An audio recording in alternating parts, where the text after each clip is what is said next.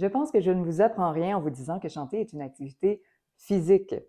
Oui, l'aspect phonation, là, au sens strict, concerne une région assez précise de notre corps, mais pour toute la polyvalence, la musicalité, l'affectivité, l'action de chanter implique bien plus que ça. Donc oui, ça nous demande de la conscience corporelle, mais aussi de l'énergie, du dynamisme, de la vitalité dans notre corps pour être à même de mobiliser les bons muscles au bon moment, au bon degré d'intensité pour ce que j'ai besoin et de pouvoir soutenir la trame émotionnelle d'une pièce ainsi que d'être à l'aise de prendre de la place, de se faire entendre, d'exister en tant qu'artiste, littéralement. Donc, ça nous semble souvent plus évident, là, plus intuitif que l'aspect musculaire demande de l'énergie, mais ce l'est tout autant pour l'aspect émotionnel et psychologique.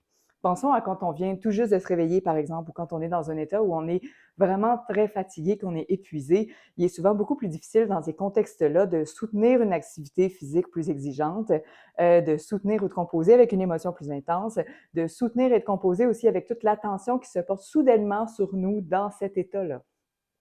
Comme chanter interpelle toutes ces dimensions, bien, je trouve intéressant et pertinent de s'intéresser à sa dimension physique avant de chanter, à sa disposition physique et à la façon de travailler avec elle dans notre meilleur intérêt. Allons-y.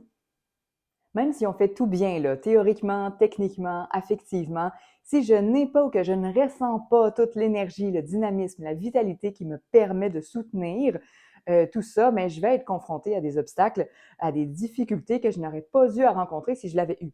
Donc, le parcours sera plus difficile qu'il aurait pu l'être. Je serai moins efficace, moins à l'aise, j'aurai moins de plaisir, je ne me sentirai pas tout à fait en confiance, pas solide. Et ça, même si j'ai déjà tout bien réussi dans un autre contexte corporel avant. Et c'est aussi directement lié au degré de satisfaction que je vais pouvoir éprouver après. Donc, c'est loin d'être négligeable. Vous verriez-vous courir un marathon, monter une montagne, faire une course à vélo tout juste après votre réveil ou juste après une méditation bien statique? C'est un très gros contraste, voire même ça pourrait représenter un certain choc. Tout vous semblera fort probablement beaucoup plus ardu qu'une fois bien mobilisé dans votre corps. Et ce le sera réellement. Ce ne sera pas juste une impression. Chanter est une activité dynamique qui demande un certain degré de vitalité de base dans le corps et qui va en exiger un degré encore plus élevé pour des tâches vocales plus intenses en hauteur, en volume, en durée. On veut donc d'abord rehausser, vitaliser cette énergie physique-là et on veut le faire quoi qu'on chante et ça même quand notre objectif c'est de détendre ou d'apaiser notre auditoire ou ceux qui nous écoutent. On veut le faire aussi en cohérence avec les besoins de notre pièce, de nos pièces. Donc, à la fois les besoins vraiment techniques, physiques, que ceux que commande la dimension affective du mariage texte-musique. Parce que cette dernière-là, elle se vit dans le corps aussi et elle influence ce qui se passe dans notre corps. Donc, elle est à prendre en considération aussi. D'abord, on veut activer le corps, le faire bouger. On peut marcher normalement, on peut marcher ensuite avec plus d'entrain, beaucoup d'entrain, de dynamisme. On peut danser, sauter un peu, bouger les bras, parce que oui, on oublie souvent quand on veut mobiliser le corps en général, les bras et le haut du corps. Euh, on peut faire des torsions, quelques squats. Si vous vous sentez là, dans un état plus fatigué ou affaissé, faites-le, permettez-vous de le faire doucement, graduellement et aidez-vous en mettant de la musique qui vous inspire à bouger, qui va vous mettre dans un état de plus en plus dynamique en même temps.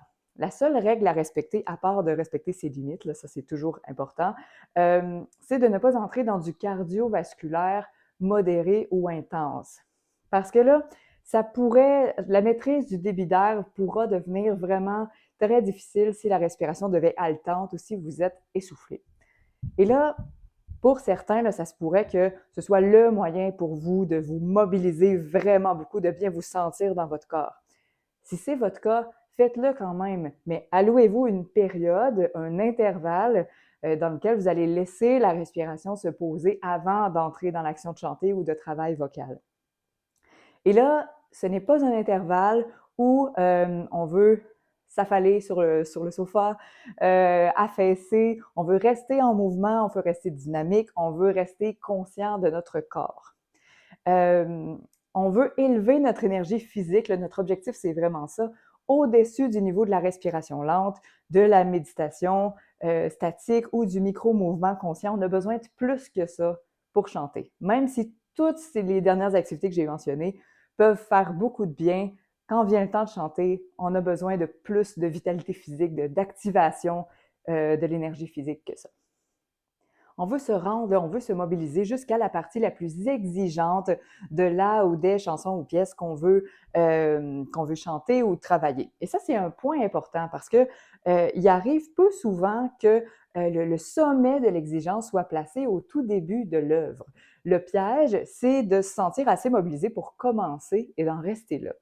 Dynamiser notre énergie rapidement pendant l'activité vocale est plus difficile que de le faire avant de chanter. Il est beaucoup plus facile de se doser pour les parties moins demandantes que de se remonter pendant. Encore plus quand on doit le faire très rapidement. Même que dans l'idéal, je vous dirais qu'on veut se dynamiser 1 degré de plus que la partie la plus exigeante de ce qu'on chante.